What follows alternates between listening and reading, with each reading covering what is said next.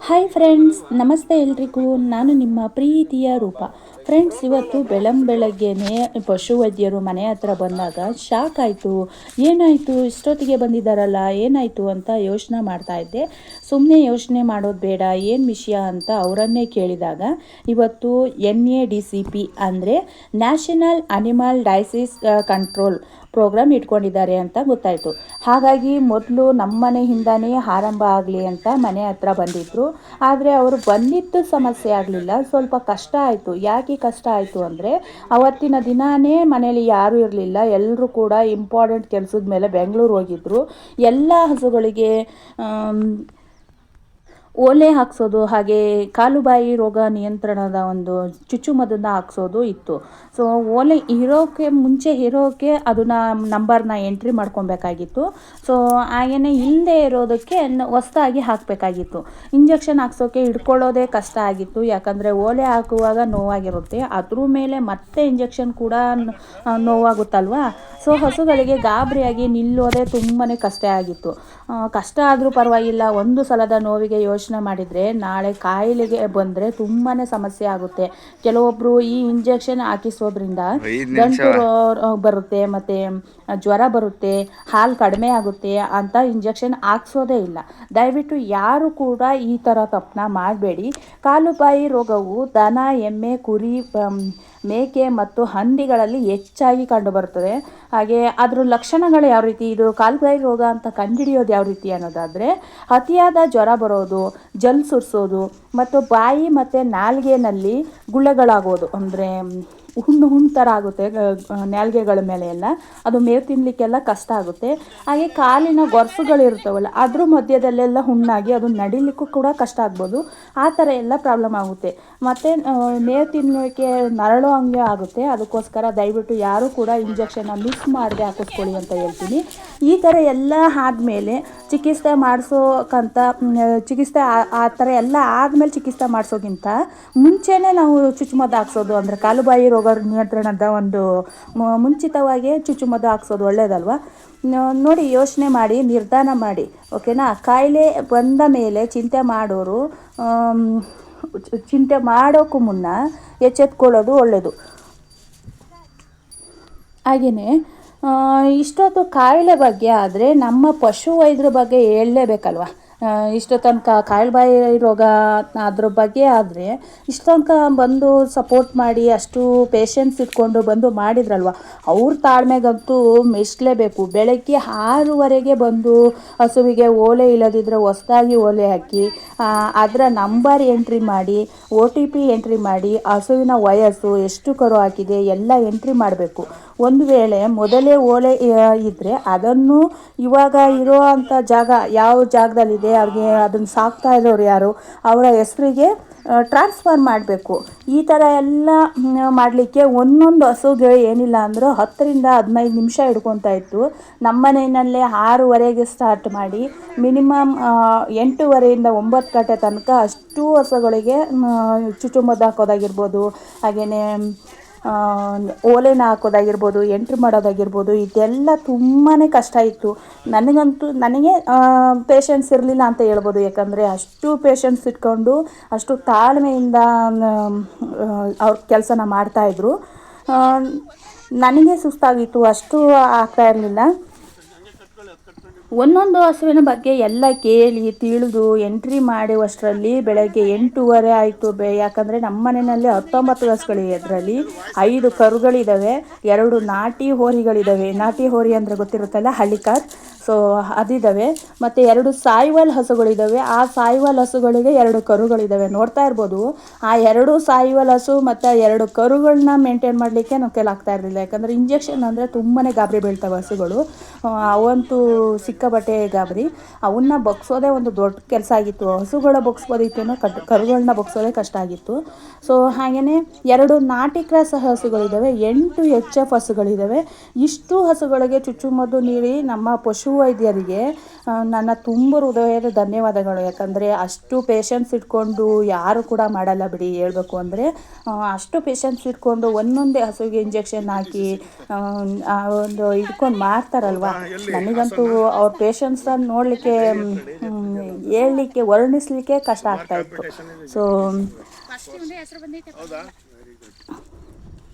ಹಾಗೆಯೇ ಒಂದು ಈಗ ಮುಂಚೆ ಇದ್ದಾರಲ್ಲ, ಈಗ ಡಾಕ್ಟ್ರು ಏನಿದ್ದಾರೆ ಅವರು ಮುಂಚೆ ಯಾವುದೇ ವಿಡಿಯೋ ಮಾಡಬೇಕಾದ್ರೂ ನಮ್ಮನೆ ಹಸುಗಳಿಗೆ ಯಾವುದಾದ್ರೂ ಹುಷಾರು ತಪ್ಪಿದ್ರೆ ಅವ್ರನ್ನ ಕರೆದಾಗ ಅವ್ರು ಬಂದು ಮಾಡ್ತಾಯಿದ್ರು. ಬಟ್ ವಿಡಿಯೋ ಮಾಡಲಿಕ್ಕೆ ಆ ಥರ ಏನಿರುತ್ತೆ ಅದ್ರ ಬಗ್ಗೆ ಒಂದೆರಡು ಡೀಟೇಲ್ಸ್ ಹೇಳಿ ಕೊಡ್ತಾರಲ್ವ ಅಂತ ನಾನು ವಿಡಿಯೋಗಿಟ್ಟಾಗ ಅವರು ವಿಡಿಯೋ ಮಾಡ್ಕೊಳ್ಳಿಕ್ಕೆ ಅವರು ಬಿಡ್ತಾ ಇರಲಿಲ್ಲ. ಯಾಕಂದರೆ ಬೇಡ, ನನ್ನ ಪರ್ಸ್ನಲ್ ಏನಿದೆ ಅದನ್ನೆಲ್ಲ ವಿಡಿಯೋ ಮಾಡಿ ಹಾಕಬೇಡಿ, ನನ್ನ ಕೆಲಸ ಏನಿದೆ ಅಷ್ಟು ಕರ್ತವ್ಯ ಮಾತ್ರ ಮಾಡ್ತಾಯಿದ್ದೀನಿ, ಸೊ ದಯವಿಟ್ಟು ಯಾರು ಕೂಡ ವಿಡಿಯೋ ಮಾಡಬೇಡಿ ಅಂತ ಹೇಳಿದರು. ಸೊ ಬಟ್ ಇವತ್ತು ಪ್ರೋಗ್ರಾಮ್ ಇರೋದ್ರಿಂದ ಅವರೇ ಒಪ್ಪಿಗೆ ಕೊಟ್ಟಿದ್ದರು, ನಾನು ವಿಡಿಯೋ ಮಾಡ್ಕೊಳ್ಳಿಕ್ಕೆ ಅವರೇ ಒಪ್ಪಿಗೆ ಕೊಟ್ಟಿದ್ದರಿಂದ ವಿಡಿಯೋ ಮಾಡಿ ಹಾಕ್ತಾಯಿದ್ದೀನಿ. ನೋಡ್ತಾ ಇರ್ಬೋದು ಈ ಎಷ್ಟು ಹಸುಗಳಿದ್ದಾವೆ ಇಲ್ಲಿ. ಆಲ್ರೆಡಿ ಸ್ವಲ್ಪ ಕಡಿಮೆ ಇದ್ದಾವೆ ಹಸುಗಳು, ಉಳಿದವೆಲ್ಲ ಮುಂದೆನೇ ಕಟ್ಟಿದ್ದೀನಿ. ಬೆಳಗ್ಗೆನೇ ಬಂದಿರೋದ್ರಿಂದ ಯಾವುದೇ ಕಸ ಕ್ಲೀನ್ ಮಾಡಿರಲಿಲ್ಲ ನಾನು. ನೋಡ್ತಾ ಇರ್ಬೋದು ಎಲ್ಲ ಹಸುಗಳು ಮುಂದೆ ತೊಪ್ಪೆ ಎಲ್ಲ ಹಾಗೆ ಇದೆ. ಆಮೇಲೆ ಕ್ಲೀನ್ ಮಾಡ್ಕೊಳ್ಳೋಣ, ಫಸ್ಟ್ ಚುಚ್ಚುಮದ್ದು ಹಾಕ್ಸ್ಬಿಡೋಣ. ಯಾಕಂದರೆ ಅವ್ರು ನಮ್ಮ ಮನೆ ಹತ್ರ ಬಂದಿರೋದೇ ಹೆಚ್ಚಾಗಿತ್ತು. ಮನೆ ಹತ್ರ ಬಂದು ಚುಚ್ಚುಮದ್ದು ಹಾಕ್ತಾರೆ ಅಂದಾಗ ಸೊ ಒಂದೊಂದೇ ಹಿಡ್ಕೊಂಡು ಹಾಕ್ಸೋದು ತಪ್ಪಲ್ಲ ಅನ್ನೋ ಖುಷಿ ಒಂದು ಕಡೆ. ಆದರೆ ಹೆಂಗೋ ಬಿಡಿ, ಅಥವಾ ಇದೊಂದು ಕೆಲಸ ಮುಗಿದ್ರೆ ಮತ್ತೆ ನೆಕ್ಸ್ಟು ಯಾವುದೇ ಹಸುಗಳಿಗೆ ಹಿಡ್ಕೊಂಡು ಹೋಗೋವಂಥದ್ದು ಅಥವಾ ಕಾಯಿಲೆ ಬರದೇ ಇರೋವಂಥದ್ದು ಬಂದರೆ ಏನು ಮಾಡೋದಪ್ಪ ಅನ್ನೋ ಒಂದು ಭಯ ತಪ್ಪಿದ್ವು ಅಂತ ನಾನು ಆವಾಗಲೇ ಎಲ್ಲ ಹಸುಗಳಿಗೂ ಒಂದೊಂದು ಇಂಜೆಕ್ಷನ್ನು ಹಾಗೆ ಓಲೆ ಹಾಕ್ಸೋದಾಗಿರ್ಬೋದು ಎಲ್ಲ ಮಾಡಿದ್ವಿ.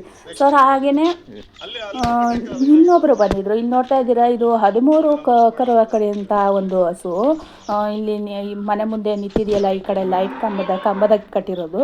ಸೊ 13 ಕರು ಆಗಿದೆ ಇದು.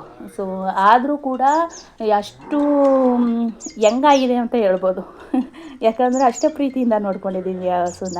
ಹಾಗೆಯೇ ಇಂಜೆಕ್ಷನ್ ಹಾಕ್ಸೋದಾಗಲಿ ಅಥವಾ ಯಾವುದೇ ಕರು ಹಾಕೋದಾಗಲಿ ಅಷ್ಟು ಗಾಬರಿ ಮಾಡಲ್ಲ.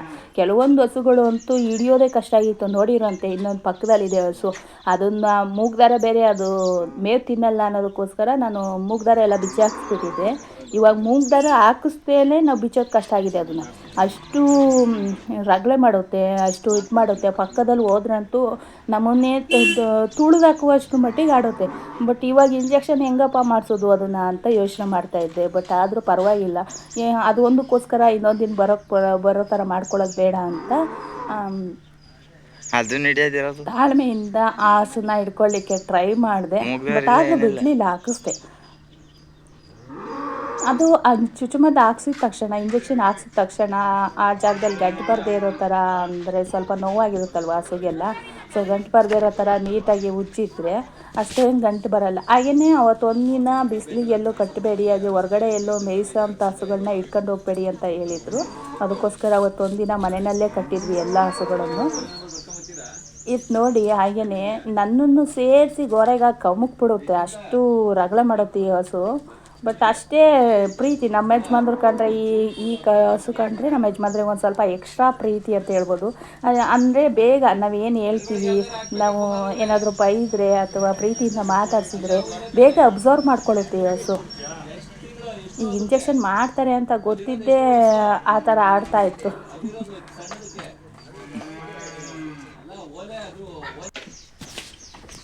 ಹಾಗೆಯೇ ಕರುಗಳಿಗೂ ಸಹಿತ ಮಾಡಿಸ್ಬೇಕಾಗಿತ್ತು. ಅಂದರೆ ಅದು 4 ತಿಂಗಳು 5 ತಿಂಗಳು ಅಂತ ಕರುಗಳಿಗೆಲ್ಲ ಮಾಡಿಸಿದ್ವಿ. ಕರು ಬಿಡಲಿಲ್ಲ, ಹಸು ಬಿಡಲಿಲ್ಲ, ಎಲ್ಲಕ್ಕೂ ಕೂಡ ಪ್ರತಿಯೊಂದಕ್ಕೂ ಓಲೆ ಹಾಕ್ಸಿದ್ವಿ. ಈಗ ಒಂದು ಟೈಮ್ನಲ್ಲಿ ಹಸುಗಳನ್ನ ಎಲ್ಲ ನೋಡ್ತಾ ಇದ್ದರೆ ಎಲ್ಲ ಒಂಥರ ಚೆನ್ನಾಗಿ ಕಾಣಿಸ್ತಾ ಇದ್ವಿ. ಯಾಕಂದರೆ ಯೆಲ್ಲೋ ಕಲರ್ ಓಲೆ ಹಾಕ್ಸಿರೋದ್ರಿಂದ ಎಲ್ಲ ಹಸುಗಳು ಒಂಥರ ಎಕ್ಸ್ಟ್ರಾ, ಮುಂಚೆನೇ ಚೆನ್ನಾಗಿ ಕಾಣಿಸ್ತವೆ ಹಸು ಕರುಗಳು ಅಂದಮೇಲೆ ಎಲ್ಲ ಚೆನ್ನಾಗಿ ಕಾಣಿಸ್ತವೆ. ಬಟ್ ಇವಾಗ ಓಲೆ ಹಾಕೊಂಡ್ಮೇಲೆ ಅದೊಂಥರ ಆಭರಣ ತೊಟ್ಟಾಗಿ ಕಾಣಿಸ್ತಾ ಇತ್ತು ಹಸುಗಳಿಗೆಲ್ಲ, ಎಕ್ಸ್ಟ್ರಾ ಚೆನ್ನಾಗಿ ಕಾಣಿಸ್ತಾ ಇದ್ವು. ಬಟ್ ನೋವಿರುತ್ತಲ್ವ. ದಯವಿಟ್ಟು ಯಾರು ಕೂಡ ಈ ಥರ ಕಾಲುಬಾಯಿ ರೋಗ ಆಗಿರ್ಬೋದು ಅಥವಾ ಗಂಟು ರೋಗದ್ದಾಗಿರ್ಬೋದು, ಯಾವುದೇ ರೋಗದ್ದಾಗಿರ್ಬೋದು, ಇಂಜೆಕ್ಷನ್ಗೆ ಅಂತ ಪಶುವೈದ್ಯರು ಬಂದಾಗ, ಕ್ಯಾಂಪ್ ಥರ ಮಾಡಿಕೊಂಡು ಬಂದಾಗ ದಯವಿಟ್ಟು ಯಾರೂ ಕೂಡ ಮಾಡಿಸ್ದೆ ಹಾಗೇ ಇರಬೇಡಿ. ಕೆಲವರಂತೂ ನಮ್ಮೂರಲ್ಲೇ ಇದ್ದಾರೆ, ಗಂಟು ಬರುತ್ತೆ, ಡೈರಿಗೆ ಹಾಲು ಹಾಕೋರು ಅಂತೂ ಇನ್ನೂ ಯೋಚನೆ ಮಾಡ್ತಾರೆ, ಗಂಟು ಬರುತ್ತೆ, ಆಮೇಲೆ ನೋವಿಗೆ ಹಾಲು ಕೊಡಲ್ಲ, ಜ್ವರ ಬರುತ್ತೆ, ಅವರೊಂದೇನೋ ಮಾಡಿಬಿಡ್ಬೇಕು ಅಂತ ಬಂದು ಮಾಡೋಗ್ತಾರೆ. ಆದ್ದರಿಂದ ನಾವು ಅನುಭವಿಸ್ತೀವಿ ಹಾಗೆ ಹೀಗೆ ಅಂತ ಹೇಳ್ಕೊಂಡು ಅವರು ಇಂಜೆಕ್ಷನ್ ಕೂಡ ಮಾಡಿಸಲ್ಲ, ಯಾವುದೇ ರೀತಿ ಟ್ರೀಟ್ಮೆಂಟು ಕೂಡ ತಗೊಳ್ಳಲ್ಲ. ಆಮೇಲೆ ಕಾಯಿಲೆ ಬಂದಾಗ ಮೇಲಿಂದ ಮೇಲೆ ಫೋನ್ ಮಾಡಿ ಡಾಕ್ಟ್ರ್ ಕರ್ಸೋದು. ಅವಾಗ ಈ ಥರ ಕಾಯಿಲೆ ಬಂದಿದೆ ಬನ್ನಿ ಅಂತ. ಹಾಕ್ಸೋ ಟೈಮಲ್ಲಿ ಹಾಕ್ಸಿದ್ರೆ ಆ ಥರ ಕಾಯಿಲೆ ಯಾಕೆ ಬರುತ್ತೆ ಹೇಳಿ.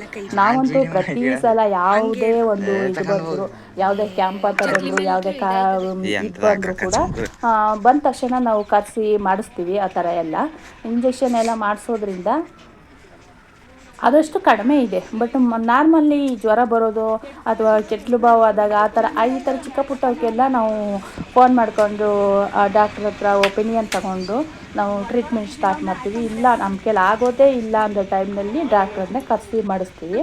ಸೊ ನಮ್ಮ ಬೇರೆ ಕಡೆ ಪಶುವೈದ್ಯರು ಹೇಗೆ ಅಂತ ಗೊತ್ತಿಲ್ಲ, ಬಟ್ ನಮ್ಮಲ್ಲಿ ನಮ್ಮ ಏರಿಯಾಗೆ ಏನಿದ್ದಾರೆ ಪಶುವೈದ್ಯರು, ಡಾಕ್ಟರ್ ರಂಗನಾಥ್ ಅಂತ ಅನ್ಕೋತೀನಿ, ಇಲ್ಲ ಶ್ರೀರಂಗ ಅಂತ ನಾವೇ ಕರೆಯೋದು. ಸೊ ನೋಡ್ತಾ ಇರ್ಬೋದು ಎಲ್ಲ ಈ ಚುಚ್ಚುಮದ್ದಿನಲ್ಲಿ ಎಷ್ಟು ಕ್ಲೀನಾಗಿ ಇಟ್ಕೊಂಡ್ಬಂದಿದ್ದಾರೆ. ಇದು ಫುಲ್ ಡಬ್ಬಿನಲ್ಲಿ ಇರೋವಂಥದ್ದು, ಹಾಗೆಯೇ ಇದರಲ್ಲಿ ವೇಸ್ಟೇಜ್ ತುಂಬುವಂಥದ್ದು, ಇಂಜೆಕ್ಷನ್ ಏನು ಮಾಡಿರ್ತಾರೆ ಅದನ್ನೆಲ್ಲ ನೀಟಾಗಿ ತುಂಬಿಟ್ಕೊಳ್ಳೋಕ್ಕೆ ಎಷ್ಟು ಅದರಲ್ಲೂ ಎಷ್ಟು ಪ್ರೊಸೀಜರ್ ಇರುತ್ತೆ ಅಂದರೆ, ಇಂಜೆಕ್ಷನ್ ಮಾಡಿದಂಥ ಒಂದು ಟ್ಯೂಬ್ನು ಕೂಡ ವೇಸ್ಟ್ ಮಾಡೋಂಗಿಲ್ಲ. ಸಿರಂಜ್ಗಳನ್ನ ಅದನ್ನು ನೀಟಾಗಿ ತುಂಬಬೇಕು, ಎಲ್ಲಂದ್ರೆ ಅಲ್ಲಿ ಬಿಸ ಹಾಕೋಗಿಲ್ಲ, ಆ ಥರ ಎಲ್ಲ ಇರುತ್ತೆ, ರೂಲ್ಸ್ಗಳೆಲ್ಲ ಇರುತ್ತೆ ಡಾಕ್ಟ್ರುಗಳಿಗೆ. ಅವ್ರು ಅದನ್ನೆಲ್ಲ ಪಾಲನೆ ಮಾಡಿ ತಾಳ್ಮೆಯಿಂದ, ಒಂದೊಂದು ಹಸುಗಳನ್ನು ನಿಲ್ಲೋದೇ ಕಷ್ಟ, ಬಟ್ ಅಷ್ಟು ತಾಳ್ಮೆಯಿಂದ ಮಾತಾಡ್ಸ್ಕೊಂಡು ಇಂಜೆಕ್ಷನ್ ಮಾಡ್ತಾರಲ್ವ. So thank you so much sir. Video ನೋಡ್ತೀರಾ ಅಂತ ಅಂದ್ಕೊಂಡಿದ್ದೀನಿ, ಬಟ್ ನೋಡಿದರೆ ಥ್ಯಾಂಕ್ ಯು ಸೋ ಮಚ್. ಬಂದ ತಕ್ಷಣ ಕೆಲವೊಬ್ಬರು ಏನಂದರೆ ಗಂಡಸರಿಲ್ಲ ಅವ್ರ ಮನೆಯಲ್ಲಿ ಯಾರು ಅಂದರೆ ಇಂಜೆಕ್ಷನ್ ಮಾಡೋದು ಹೋಗಲಿ ನೋಡೋದೇ ಇಲ್ಲ, ಹಾಗೆ ಹೋಗ್ಬಿಡ್ತಾರೆ, ನೋಡೋದೇ ಇಲ್ಲ. ಬಟ್ ನೀವಂತೂ ನಮ್ಮ ಮನೆ ಅಂತ ಅಲ್ಲ, ಬೇರೆ ಯಾವುದೇ ಮನೆಗೆ ಹೋದ್ರು ಯಾರೋ ಒಬ್ಬರು ಹಸುಗಳನ್ನ ಜವಾಬ್ದಾರಿ ತೊಗೊಂಡಿರೋರು ಯಾರೋ ಒಬ್ಬರು ಇದ್ದರೂ ಪರವಾಗಿಲ್ಲ, ಅವ್ರಿಗೆ ಟ್ರೀಟ್ಮೆಂಟ್ ಮಾಡಿ ಯಾವುದೇ ರೀತಿ ಸಮಸ್ಯೆಗಳಿದ್ರು ಬಗೆಹರಿಸ್ಬಿಟ್ಟು ಹೋಗ್ತಿರಲ್ವ. ಈ ಹಸುಗಳದ್ದು ಕಾಯಿಲೆ ಸಮಸ್ಯೆ ಏನಿದ್ರು ಅದನ್ನು ಬಗೆಹರಿಸ್ಬಿಟ್ಟು ಹೋಗ್ತಿರಲ್ವ. So thank you so much sir. ನೀವು ಬಂದು ನಾನು ಒಬ್ಬಳೇ ಇದ್ದೀನಿ ಅಂತ ಗೊತ್ತಿದ್ರು ಕೂಡ ಪ್ರತಿಯೊಂದು ಹಸುಗೂ ಅಷ್ಟೇ ತಾಳ್ಮೆಯಿಂದ ಇಂಜೆಕ್ಷನ್ ಮಾಡಿ ಎಲ್ಲನೂ ಮಾಡೋದ್ರಲ್ವ. ಈ ವಿಡಿಯೋ ನೋಡ್ತಾ ಇರ್ತೀರಾ ಅಂತ ಅನ್ಕೋತೀನಿ, ನೋಡಿದರೆ ನಿಮಗೇನೆ ಸರ್ ಇದು. Thank you so much.